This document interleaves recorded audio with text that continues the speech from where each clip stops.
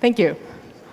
Thank you for coming and showing interest in this topic. I'm really glad that we get to present it here in Republica.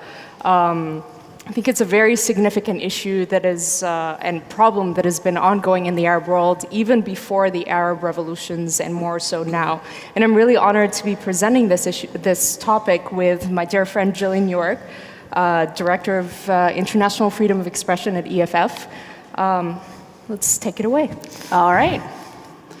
So we're going to walk you through a handful of barriers that we found to freedom of expression in the Arab world. And those of you who've been, who've seen us speak before, have been coming to Republica, know that both of us have been talking about this for quite some time. And so we're going to give you some of the historical examples as well and show you what's happening today. So we'll just leave that list up there for a minute, absorb it.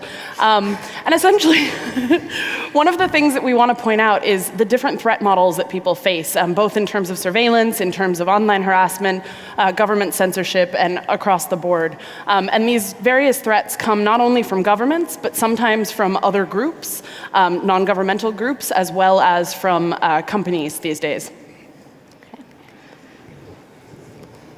So starting with government censorship, I'm going to reference this example that happened back in 2012, although it is written by you. So there was back then, the Palestinian Authority, for the first time, at least recorded for the first time, had censored a number of websites. I believe it was eight websites that belonged to opposition. So it was mostly media websites that belonged to opposition to the PA. And they managed to filter a number of these sites where they weren't accessible to Palestinians within the West Bank, but not Gaza. There was a whole fiasco about it. The Minister of Telecommunication at the time resigned, and there was the chief advisor on IT to the president. Also, there was like some outrage. He said that we don't censor. They reinstated those sites and are accessible today from Palestine. There haven't been any recorded or registered website blocks since then, but there has been conversation within the tech community alongside the Ministry of Education about banning and blocking pornography, but that's still an ongoing debate. So in this case, one of the interesting things about it was how it was found. A journalist came across some of these sites that had been blocked, got in touch with me, and I got in touch with someone else who was able to do some of the actual network testing to discover how the sites were being blocked. And they were using Squid, which will mean a lot to some of you, using free software essentially to block these websites. And this was a really nice case of international pressure and media coming together to create pressure around a government that is in some ways beholden to other countries on issues like this. And so ultimately they did unblock the sites. But I would say that that's an anomaly in the region, and that most of the government level filtering censorship that we see is long lasting and often far more pervasive than this. We don't have any slides to show you on these, but just to give you a couple of examples, while right now there aren't many places, or actually any as far as I can recall, where major social media sites are blocked, nevertheless there's pervasive censorship in the Gulf countries of media, of sexual health information, of all sorts of different content. And then, on the other end of the scale, you see countries like Tunisia, which are really trying, but continuing to fight back against groups, and sometimes a populace that calls for censorship. And so while they've managed to remain censorship-free since 2011, that could all fall apart at any point. Next slide. Okay, so this really pretty graphic is actually a map of the Egyptian Twitter. It's a network map that shows the different clusters. This was a study that was done at the Berkman Center, and it was actually just published 2 months ago. And it shows different sort of clusters of followers on Twitter. And the interesting thing is that they're very clear cut. So on the top, the green cluster are Egyptians who follow the military, who are supportive of Sisi. Right down here are followers of the Muslim Brotherhood. In the middle are people who are sort of third way, or who are neither supportive of the Sisi or the Muslim Brotherhood. And right here in the blue is the people who don't engage in politics are mostly talk about their lives, cultural issues, and tend to stay away from that. Now, the reason why we put this under harassment is because there's been a lot of, you see the sort of distinct, clear-cut divisions between them. Supporters don't, or different groups don't tend to talk to each other. And what we noticed when we were studying this is that a lot of narrative hijacking happens online. So you have a hashtag that is supportive of, let's say, Sisi, the Muslim Brotherhood, come in and try to hijack that hashtag. And these are incidents that we see all over sort of the Arab world. You can talk about it. Yeah, and I mean, I would also say to that governments are starting to get involved in this as well. Yeah. So many of you have heard of China's 50-cent army, these paid commenters who are out there to locate and identify content that is disagreeable, to either take it down or also to comment with counter speech. But we're starting to see governments across the region participate in this as well. One of the more notable examples is the Israeli government does pay people to comment and try to shift the narrative on blogs. It's a controversial thing, and we've seen a number of other governments participate in this as well. There were rumors of it in Nigeria. There's talk of it now in the US.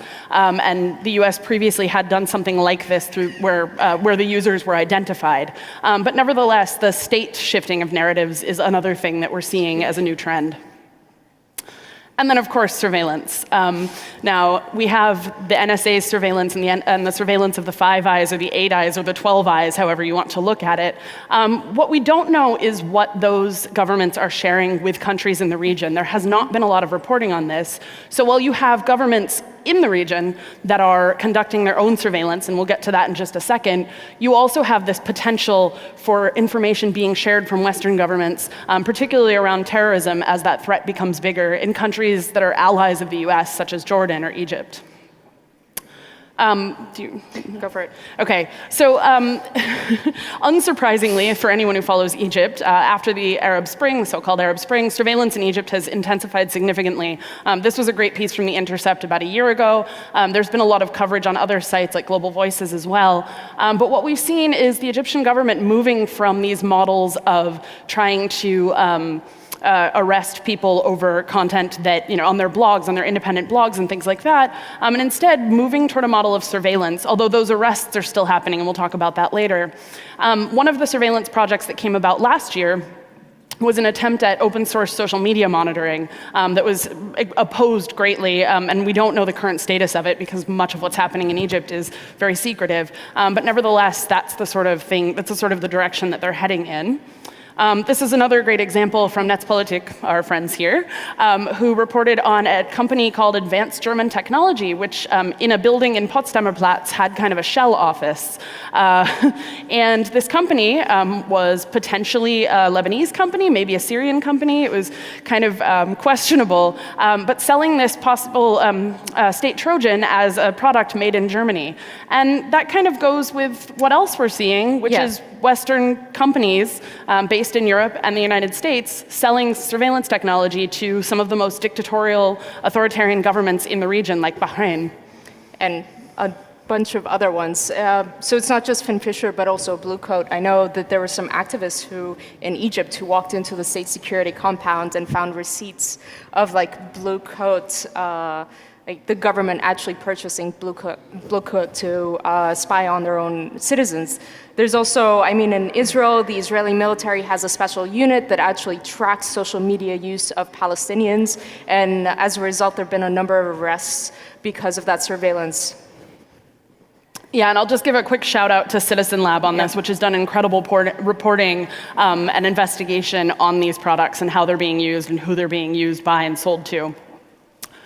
Which brings us to access and interference. This is kind of, it's definitely tangential to the other things we've been talking about, such as filtering. But one of the things that, as you may know, Egypt pioneered 5 years ago was the shutting down of entire networks. And now Egypt was not the first. There were a couple before it, Nepal and Myanmar, and the one in the ocean that I can never remember, Mauritius? Yeah, sorry. But we're still seeing this sort of thing happen. And so this was actually from 3 years ago from an Egyptian publication called Madamasr, where they reported on how phones and internet service were being shut down in the Sinai. And this was not something that was widely reported on in international media until this and a couple of other Egyptian reports came out in English. But it's something that shows us that, we see this in Kashmir, we see it in other places where the internet penetration is generally low, and so no one really notices. And I think that that's one of the more troubling trends where, if a tree falls in the forest, who's there to hear it? And I think that's kind of what's happening here. As well as the blocking of VoIP, voice over IP. I was in Morocco in January, and while I was there, this news came out. It was very inconvenient for me, but for other people, it was actually a much bigger issue than mere inconvenience, because by blocking VoIP on both data and Wi-Fi connections, wired internet connections, they basically prevented people from making affordable calls. And so in countries where you have this, we've seen it in Ethiopia as well, in countries where VoIP gets blocked, it becomes not just an issue of free expression, but also an economic issue. And then there's the issue of infrastructure in Palestine. So in the West Bank, I'll start talking about the West Bank. In the West Bank, the internet broadband is controlled by Israel in a sense. So you do have Palestinian ISPs, but the connectivity itself does come from Israel. They also can basically delegate what cell towers Palestinians have, where they're located, and of course 3G frequencies. So actually until very recently, a few months ago, in the fall, 3G was not available across the West Bank and the Gaza Strip. Except for in settlements. Except for in settlements, yes, thank you for that. It's settlements that have access to Israeli networks.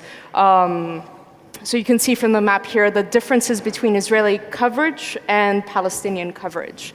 And this is sort of cell phone coverage. So like I said, actually up to this day, 3G is not available in the West Bank, so Palestinians have no access. And so having to rely on Wi-Fi networks, and Palestinians traveling around have no access to the internet.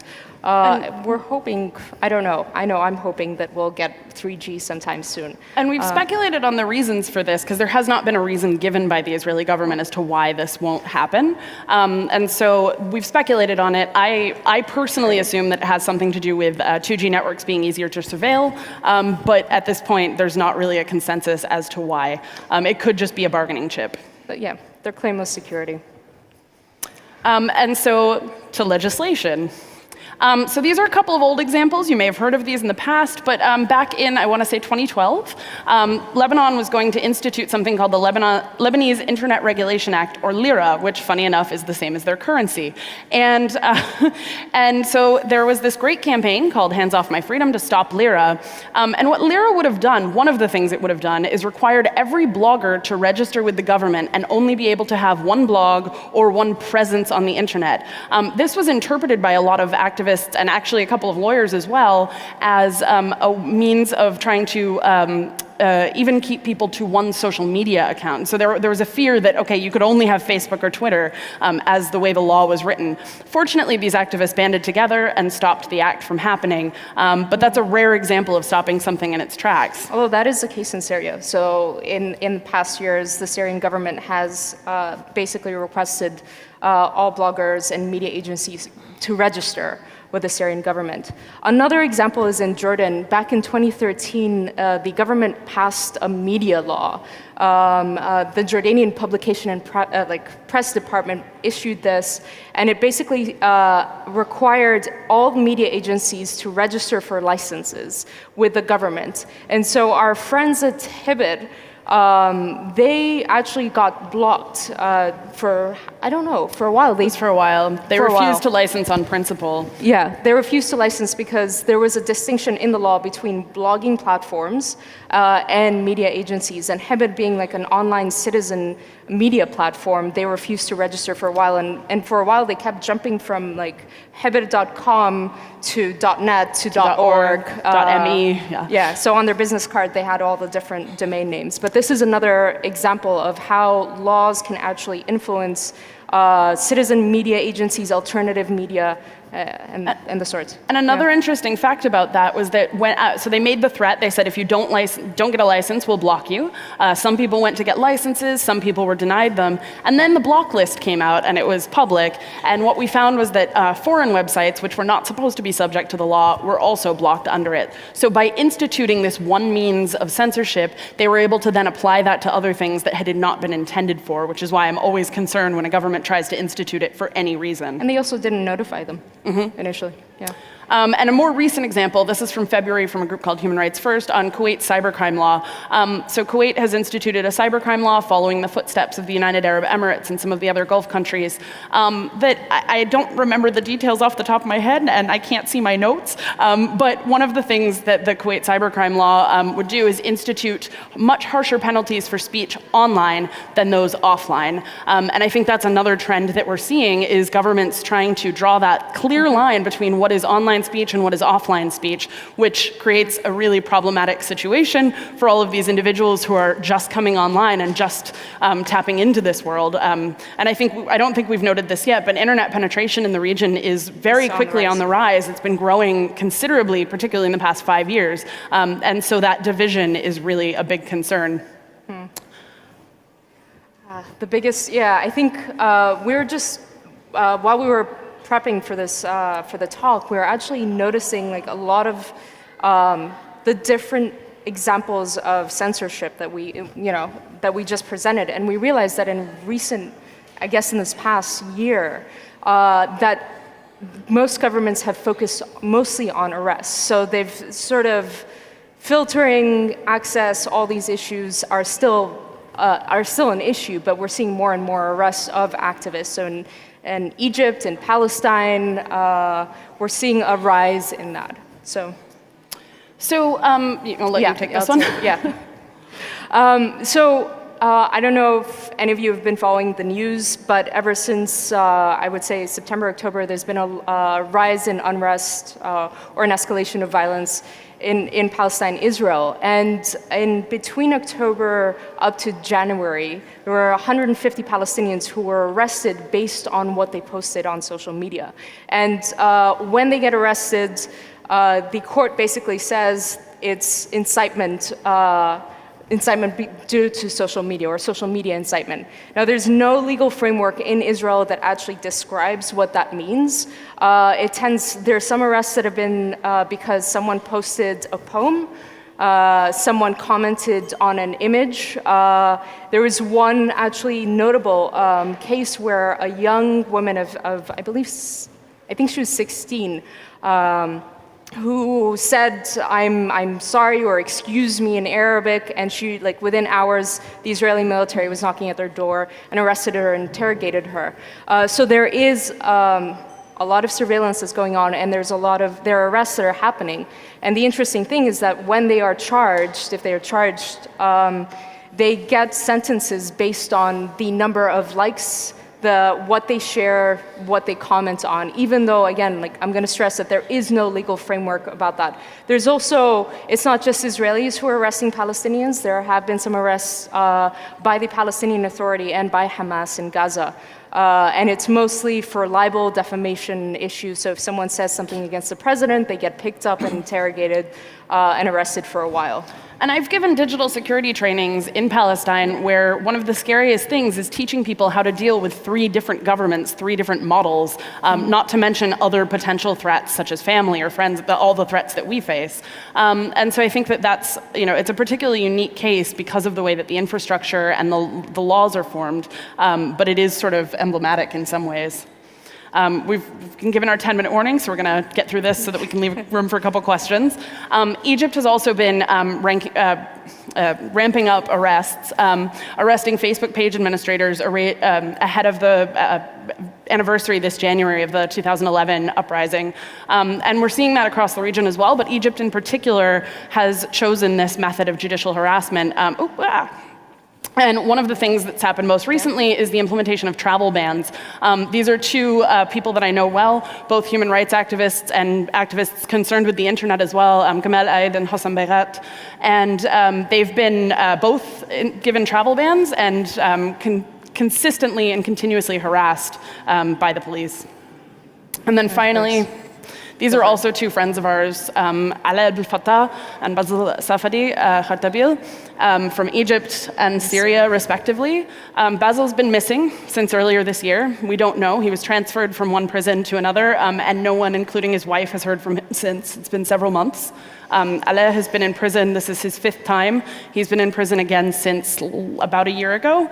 It's hard to keep track at this point, but please keep them in your thoughts. And the countless others who have been arrested as well. Yes. Yeah. We're going to rush through this real quick. I'm just going to skip to the end. Is that cool? Yeah. Okay. And so then we're just going to throw this up there. This is a project that Dalia and I both work on. It's very dear to my heart. It's called Digital Citizen. That's the URL. And we report every month on all of these different issues that are happening across the region. And we publish it in, sorry, no German, but English, French, and Arabic. So share it around. We'd love your support. And I guess we've got time for just a couple questions, but we'd be happy to answer them if you have any.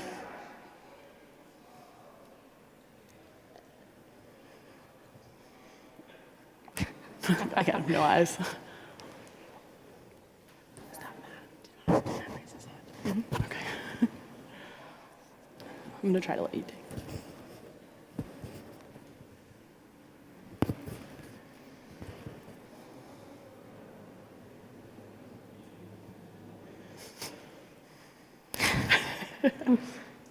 Just yell it.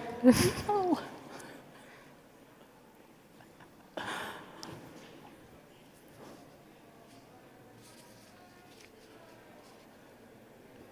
I'm going to go back to our first slide.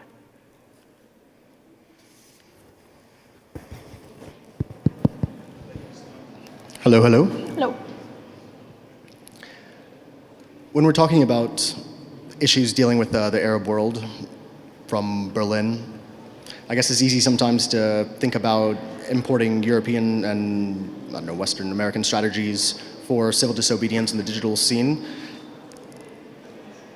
Are there pitfalls to this about kind of taking things that have worked in the West and then trying to imprint them on people that are under threat from, in the digital sense, in the Arab world? And have you seen any really nice strategies, campaigns, activism tactics from people, like devised by people in local communities? And maybe, I don't know, could you share an example perhaps of something that was kind of conceived, executed, and implemented by somebody in the local community? Get a quick one. Yeah, I know. So I'll give a real quick one and then pass it to you because you know much more. One of my favorites is the Jordan Press and Publications Law that Dalia talked about. The Jordanian Open Source Association, I believe it was, had a funeral for the internet. They somehow got a coffin onto the roof of a car and they drove it around with, like, the internet is dead. And that was their declaration of what's happening. I thought it was really creative. It's a friend of yours who took part in this. And yeah, I think that that's one of the more interesting things that I've ever seen. I don't know about you. Yeah, I'm trying to think of, like, all I'm thinking of is, like, political campaigns that have come out of Palestine mostly. But there have been a number of campaigns that have come out between, like, changing Facebook images and it being sort of replicated throughout. And it was like, this was a few years ago. There's another hashtag campaign. Actually, the one that comes to my head, to mind right now is during the Gaza war in 2014, there was this hashtag that was used by Israelis that says, "Bring back our boys." And that was, basically it was 3 settlers who were kidnapped by Palestinians, and so the Israelis started this campaign. What happened is that they used narrative hijacking, so they hijacked the sort of hashtag and started using it to talk about all the Palestinians that have been arrested. Again, all my, like, examples I'm thinking are political. I mean, I guess the one other thing I would say, just in terms of pitfalls, is as a Western activist myself, you know, I work with a lot of groups in the region, and for me, it's always just having their consent to give support. I think sometimes, particularly in such a volatile place, it can be really challenging to, you know, you want to help, but perhaps as an American organization, that's not the best thing to do. And so making sure that everybody's on board, and that's been the case with Ala and Basil's campaigns. They've kind of given the reins to a handful of organizations that they and their families trust. But yeah, it's a tough call sometimes. There are also, in I think recent years, there have been a number of groups and activists that have emerged that are trying to sort of take the lead on this. So there are a number of organizations like SMEX in Lebanon, others that are trying to actually focus on these like advocacy. Hebr is another, Meda Masr. So there are a handful that are sort of on the rise and developing different tactics that are very local to the region. And they're looking at a number of different issues like policies, legislation, actually how to counteract what's going on in the ground. I'm told we can take 2 more, if there are any. Oh, yes? And does somebody else want to raise a hand in case there's one more so I can just know who it is after? No? Okay. 1 and then 2. Perfect. Works. Yeah, thanks. I would be interested in learning some examples because you spoke about individual campaigns and you showed us earlier this Twitter usage. Basically, well, it's not on issues, is it? It's based on followers. But do you have examples to probably end on a positive note where is political debate actually then taking place? Is it highly individualized?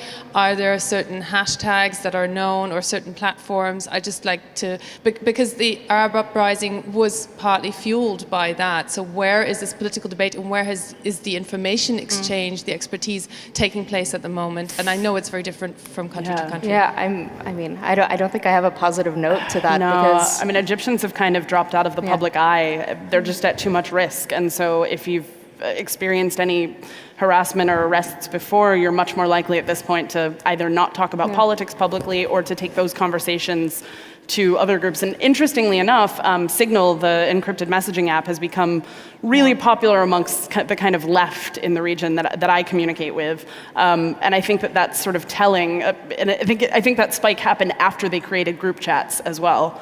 I think the research that you saw actually showed that there is a massive sort of burnout that's going on amongst activists. Egypt, and that's like true to the blogosphere. So people aren't blogging anymore as much. So in the past, they used it as a tool to basically present alternative narratives and alternative information.